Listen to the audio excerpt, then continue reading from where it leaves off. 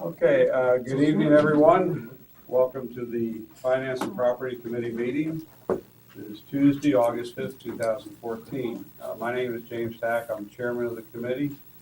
On my right is Chad Worrell, and to his right is Terry Dolan, who is secretary of the committee. The first item is to call the meeting to order. Item number 2, special beer license applicants. And Mr. Blazer, our city clerk, says there are none at this time, correct? All right. Item 3, is Doris Lukowski here? Okay, thank you. Item 3 is a request from Doris Lukowski on behalf of Hope and Community, A Smile for Lacey, for approval of the special events application for September 5th and 7th. Included are street closures, vending, and windows, and a special beer license. Doris, if you would come to the table and explain to the committee what this is, please.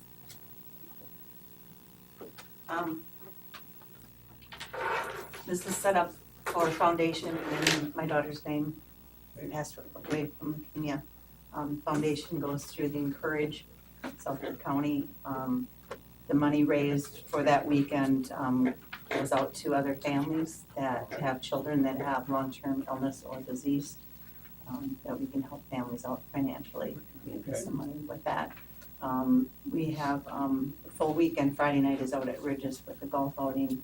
Saturday we have music set up, fireworks, outside pool tables, dart tournament, beanbag. Okay. That's all set up in the Veterans Park there in that area. And then Sunday we have a 5K run that starts at Assumption and does kind of the bike path around on Grand Avenue over the bridge. Okay. That way. All right. Sounds like a nice weekend. It is, hopefully no rain. Right, understand, yes.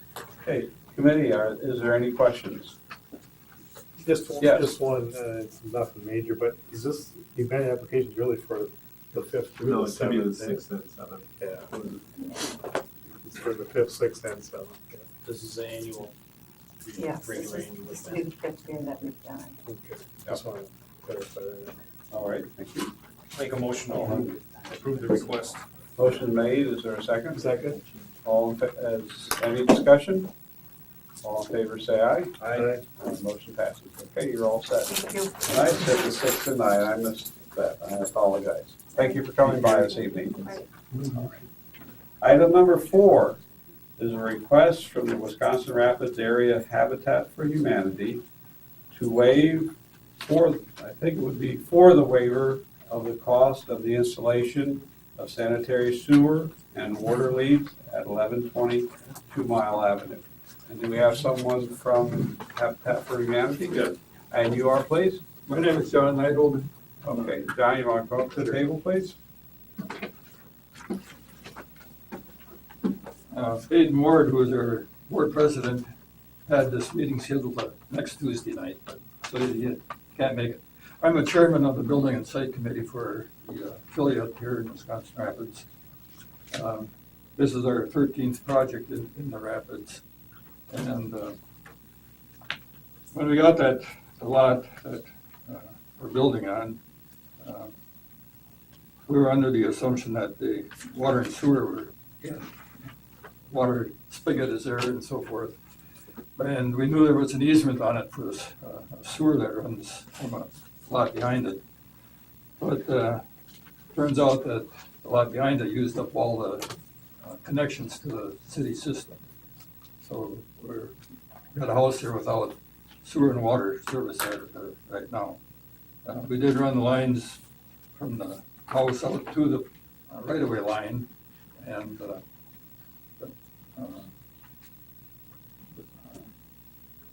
other committee that we were here last month had said the city will do the work, but we have to pay for it, and their estimate right now is $10,000 to do all the work. And we're looking for some relief from that, if possible. The normal connection fees are about $1,200 for sewer and the water in that area, maybe up to $1,500 for each, which is the normal assessment to charge for that. And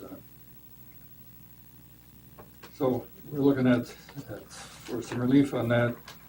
Just as a matter of information, each house that we build brings taxes into the city about $2,000 a year or more. And so in 5 years, if it was $10,000, we'd have backhoe. Of course, that doesn't consider the other services that are provided either by the city, but as a matter of whatever costs that we incur on this, will just take away from our ability to build another house next year. Okay. So, Right. Let's see, Dave, is Dave here? Yeah. Dave, could you come on up here and tell us a little bit more about the history here?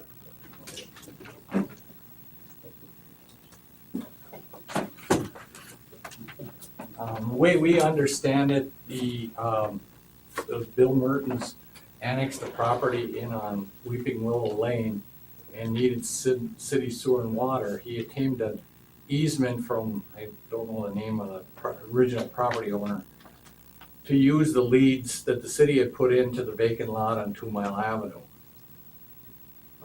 Then he later purchased that lot, and I guess, I don't know if they donated or the owner sold that vacant lot to Habitat for Humanity, but the city had put sewer and water in the lot, but city attorney at the time, Ken Hill, worked out an agreement where they could use the leads that the city had put in that lot for a lot on Weeping Willow Drive. So the city has done its due diligence. We put the leads in, but it was used for another property. So this, and that would have occurred at the time that area was next to the city probably, and then the streets. I know I had a friend lived out that way, and at one time he was in the Grand Rapids, and so that was an annexed area, wasn't it? Right. Okay. Right. In the 60s, I think most of that area came in, and Mr. Mertens had his lot annexed at a later date. I think it was in the early 80s. Okay, and Mr. Mertens was on Weeping Willow Weeping, Drive. which is not the city. Well, It we- wasn't. Wasn't. Wasn't, Right. but it was annexed just to one lot. Okay. may have mentioned that Sure. the lots adjacent to us on either side are 68 feet in width. And what we have here is actually two of those lots kind of together. I presume it was one owner, but I would think if all the lots in that area would have been 68 feet, that there should have been leads put in on both of those 68-foot lots. Well, it was only the one that was put in apparently. Well, our policy is we put one set of leads in per parcel, per platted lot, or if it's a big lot, every 75 feet, so. But this is one parcel, so it got one set of leads. Okay.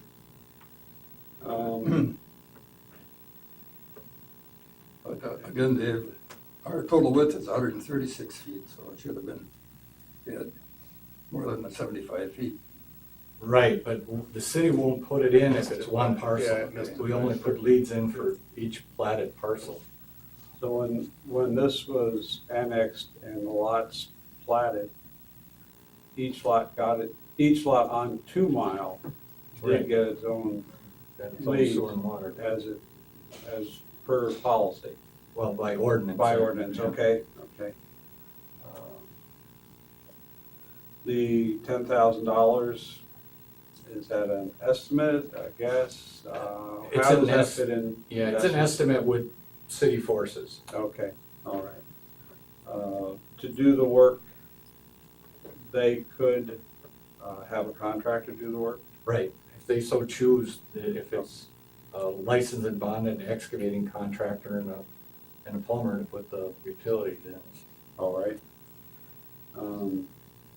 Committee, questions, comments?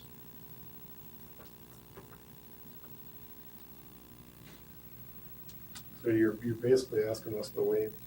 Well, we're the way the cost of, the estimated city cost would be $10,000. or whatever actual bill.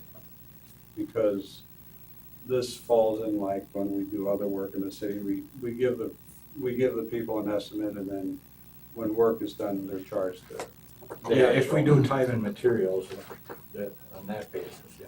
How would this be done? Well, that's what we're planning on, we're proposed to do it as time and Time and material. material, okay. Because the sanitary sewer is 15 feet deep, so we'd have to get an approval from the DNR to put an outside drop manhole. Okay. To get the sanitary in, and then the water, I guess, is across the street. We have to manhole. Not necessarily simple. No. Okay, all right. Anything else, Terry? So the leads, there were leads there and it was utilized by another property. Right on. So who? In a sweet deal to the back lot, Yeah, who approved that or who allowed that? 1984. Past, I mean, that- past administration? Yes, yeah.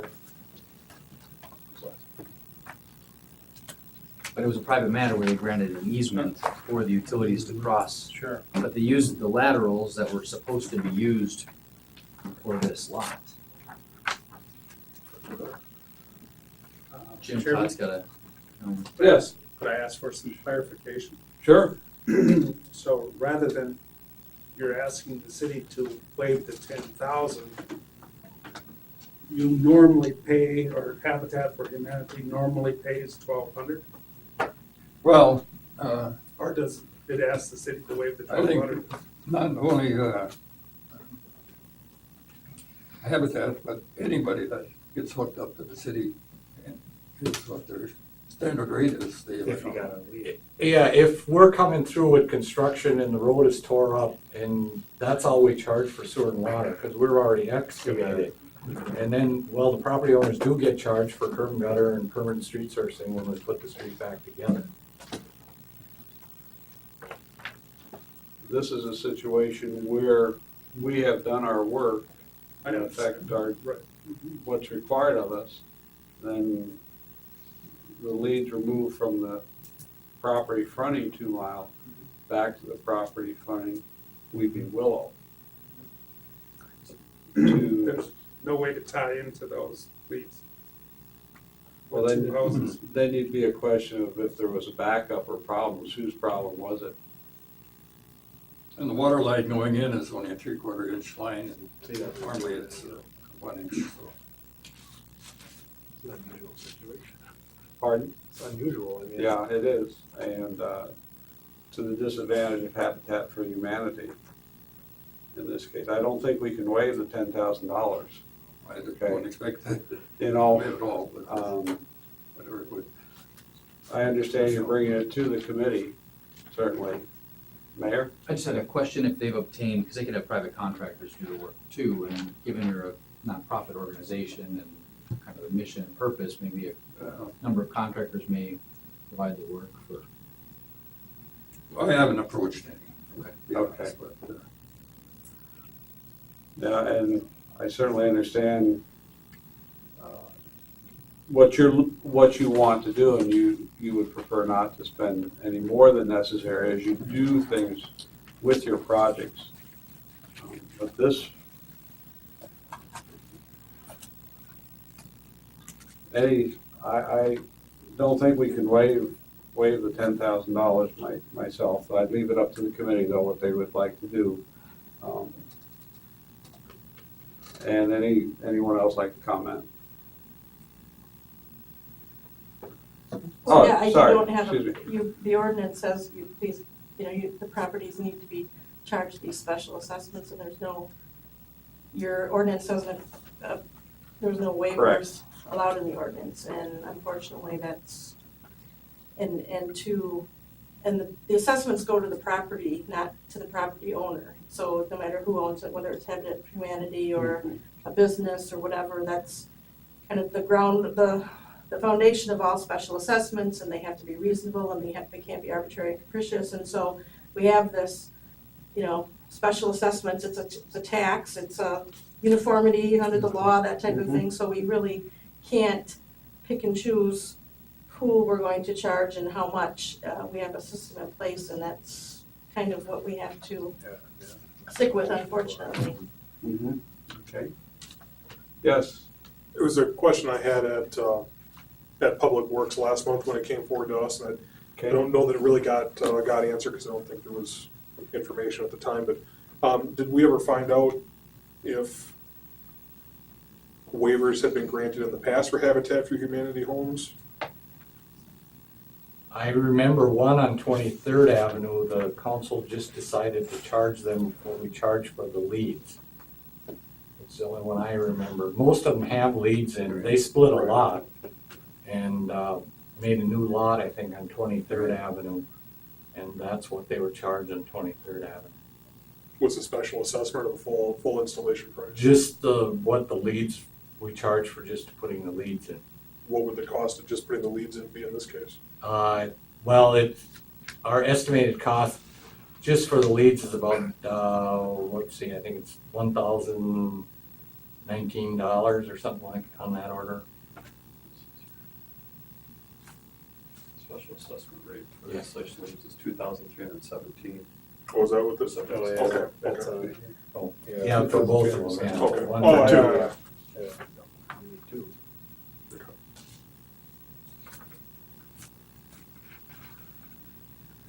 Well, just so I'm clear again, I heard Sue say that we don't do it, now I heard we do it, And when was so. that? Yeah, I don't know, that was about five. Well, I'm Well, we just- charged a special assessment, Dave, on that, right? Yeah, Yeah. yeah, we didn't charge the patch Yeah, for and street. I don't that's think all we- I don't think they're here asking to Right.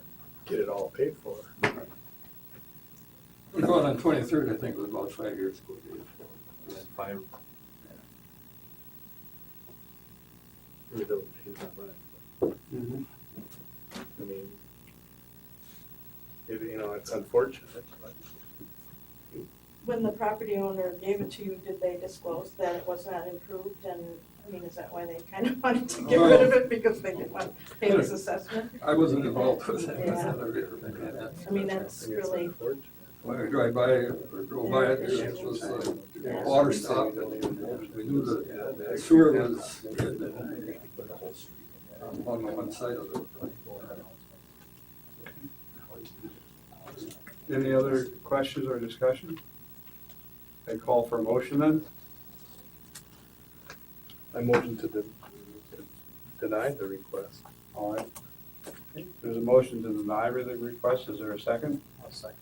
Okay, there's a motion made and seconded to deny the request at this time. Any other discussion? All in favor, say aye. Aye. Opposed? Okay, we're sorry, Mr. Nyla, at this time. Thank you for coming in. You bet.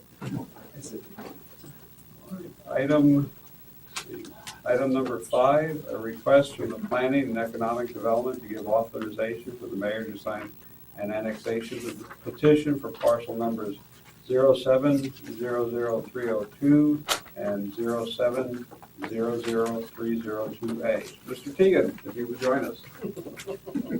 There he is. Just for the record, it's Tegan. Teagan. I usually just wince when it's pronounced Yes, wrong. I can understand. We all chuckle. Yes, the music's the other department head, so feel free to continue. All right. Okay. So we want to give the mayor permission to sign off, huh?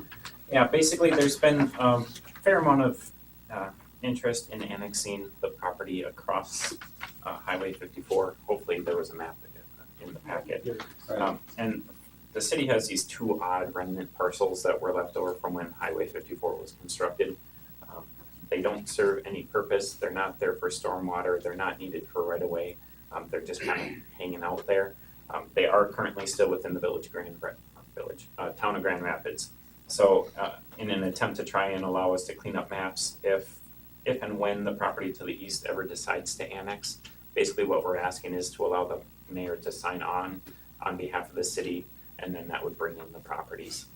It would make it so it would be a annexation where all parties are in favor rather than having it being meet for certain percentages because not everyone's signing off on the petition. So we're not saying that it needs to be annexed now, just if and when in the future, could be next month, it could be 5 years down the road, could be longer, but whenever that property to the east petitions for annexation, the mayor would be authorized to sign on as an additional, basically petitioner for that. And then those would come into the city at that time. Okay, and so that would be for this mayor or any future mayor? Correct. It's, okay, all right. Questions from the committee or anyone here? Do I have a motion for this item? I'll make a motion to approve the request. The motion's made, is there a second? A second. Okay, motion has been made and seconded, is there any further discussion? All in favor, say aye. Aye. Opposed? Motion passes. Thank you. And item number 6 is a request from the Director of Planning and Economic Development to fund hiring additional help. Wait a minute, this is finance and property. Does it have to come here both? Yeah. This is basically to approve the right. funding of what HR just Yes, mentioned. okay, I apologize. But a Tim request made from me the, come. a request from the Director of Planning and Economic Development to fund hiring additional help on a temporary basis to assist with hail damage inspections. Adam, Okay. go ahead, fill the others in. I'll please. try to be a little quicker than I was at HR, so I don't bore the people who were there as well. But basically, we're expecting a rather large increase in building permits due to the hail damage that went through a couple weekends ago.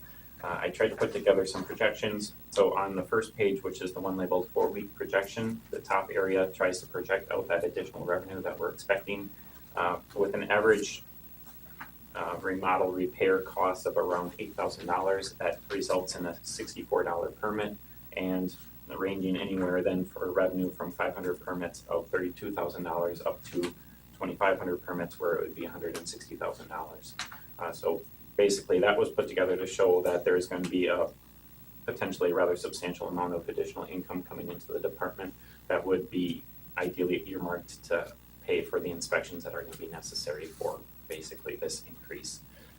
The additional information, basically what it tries to do is I wanted to showcase on average how many hours are going to be spent on the inspections. The bottom line basically is what we're proposing is as a stopgap, looking at increasing the hours for our existing inspectors, basically improving overtime and additional hours. We think in a perfect world, if it takes 4 weeks to get through all these permits, that we would be able to keep up at the $500 or 500 permit level. If it gets up to the 2,500 permit, we're gonna have a substantial deficit in the hours necessary to do these inspections. A more realistic projection probably is the 8-week version. And in that, with the additional overtime, we hope to be able to stay on track to really up to about 2,000 permits. Anything above and beyond that would require additional help. HR did approve the use of overtime if necessary, and then the potential hiring of basically a former inspector who had done inspections and had retired recently. We have reached out and he is interested in potentially helping out. So basically what I'm asking for permission is to use the additional permit revenue that would be created to potentially fund an additional hire on a temporary basis to inspect. Okay, and these inspections are the ones done after, or during and after the work, so that we know that the work done meets the standard of the city. Correct. People will be receiving permits now to begin the work with their contractor, but then we have to follow up with the following inspection. Yeah, all permits will require a final inspection, which is basically making sure the work was completed and done in a workmanlike manner. In addition, we're hoping to be able to be sending people out to be monitoring and doing random checks to try and keep as many people honest as possible during the work that's being done. All right, thank you. Committee, any questions? Anyone else have any questions, comments? Hearing none, I would entertain a motion to grant for the request from the Director of Planning to fund additional help on a temporary basis to assist with the hail damage inspections. Second. Motion made and seconded to approve the request. Any further discussions, any opposition? Request passes then. Motion passes. and will be sent to the council. We didn't vote yet. Okay, details, everybody asked details. Is there a vote? It is all in favor. Aye. Aye. Okay, thank you very much. Thank you. You're welcome. All right, Mr. Young, is he here? Hi, hello, I knew I recognized that face before. Item 7 is a request from Deputy Chief Scott Young to purchase a chassis for the replacement ambulance and to have Foster Coach begin building the ambulance. Right, I believe we were here in June and asked for permission to begin specifications of the new ambulance, which we did, it's completed. At that time, I was under the impression we were gonna ask for the funding for it too, so we can move forward. Okay, We're scheduled for a new ambulance next year. We are hoping to take delivery January, February to get rid of our oldest ambulance, which is quite honestly failing. It's bad. Okay. So, what we understand right now, Foster Coach has a 210-day building process. So once they get the chassis, we can expect about a 7-month turnaround. So we have the specifications, we have the chassis, which I believe you have the information on. We're purchasing that through Ironsides. It would never come to Ironsides, it would go right to GMC to Foster Coach. right, And when they have it, they would like to begin building the ambulance when they have the chassis there. So I guess what we're asking for is to buy the chassis, have it delivered to Foster Coach, and begin building the ambulance. right. We'd be looking, if it plays out, probably a March delivery now. Okay, all right. And this was a part of your ongoing replacement fund, correct? Correct. Okay, so the funds are there for this. Right. It's scheduled replacement For next year, right? for next year, I okay? just want to speed it up. All right. Okay. Any questions from the committee? I'll make a motion to approve the request to replace the ambulance. All right. Okay, a motion is made and seconded to replace the ambulance. All in favor, say aye. One moment before we Sorry. go. Do you have a full cost of that? The chassis, as you saw, was $47,429. The work from Foster Coach, $150,349. All right. We can do it in installments, we can pay on that, they can take it next year, but if we pay up front, we save $5,050 if we pay it all at once. And I believe that's what we've done in the past, Tim, is Yeah, I think we'll probably take that out. Okay, anything else? No, I just wanted to kind of just so that the cost is in the middle, so okay. that we kind of have our, so. All right. Are you gonna sell the ambulance, trading it in, or? that'll be going through the Wisconsin auction online site, I believe, so. Okay. I Any would other buy que- it. Any other questions or comments? All in favor, say aye. Opposed? Motion carries. Thank you. All right, thank you. Item number 8 is a request to renew the assessment services contract with Forward Appraisal LLC, Stephen Sherpo, for another 2 years, July 1st, 2014 to June 30th, 2016. Is Steve here? I'm right here, right here. Okay, why don't you come on up? Thought I had seen you. And you have been with us how long now? I believe it's 6 years or Yeah, so. about 6 years. I wasn't sure, I at came in least here that with long. Don Bullock was the assessor. Okay. Him for residential and commercial, and then we retired. That was my first contract. All right. And the contract, I believe, was $48,000 per annum, Per year. per year, right? Okay. That's been the same for the last 2 cycles. I think, so. Okay, all right. Any questions, Mr. Sherpa? Any questions, comments from staff? I think it's working out well. Okay. And you just completed the most recent assessment of the city, haven't you? Correct. That you finished up? Okay. Anything else at this time from anyone?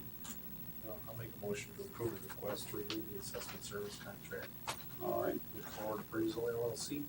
Okay, a motion is made. Is there a second? Second. Okay, motion made and second to approve the contract with Steve Sherco and Forward Appraisals. Any other discussion?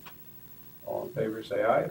Aye. Okay, motion passes. That's our recommendation to the council. Thank you very much. You're very welcome. Thank you for staying and speaking. Yep. All right. Find my agenda. Okay, now, number 9 was a review and approve the 2014 Mead Rapids View railing contract.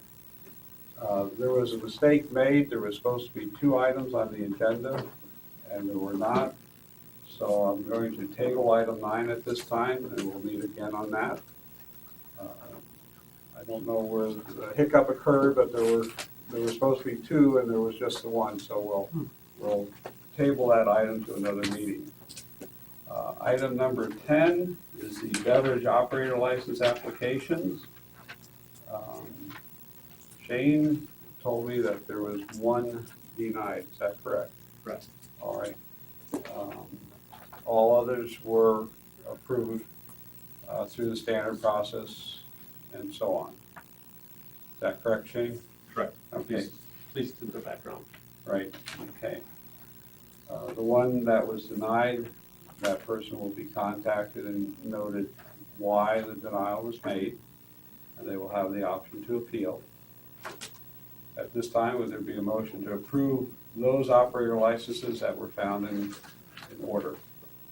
Motion to approve the beverage operator license that were found in order. Is there a second? Second.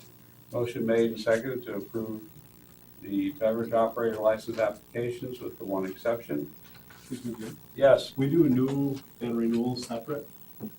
oh, yep, we can do that. Okay, thank So you. let's do the new operators first.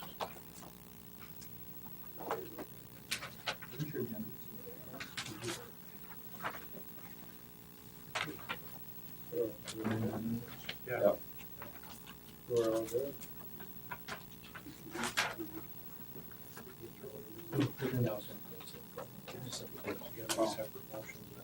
Yeah. Okay, is there a motion to approve the new beverage operator licenses? A motion that we approve the new beverage operator licenses. Okay, motion made and seconded to approve the new beverage operator licenses. Any discussion? All in favor, say aye. Aye. And now we need a motion to approve the renewal beverage operator licenses. Is there a motion?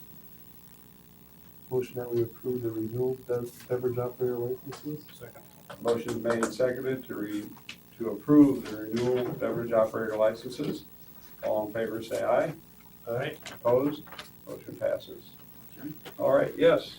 We go to 12, and because Ken's here, and then we can, when we come out of closed session Sure. with that, and then we can do audit the bills after that, All right, that'll be fine.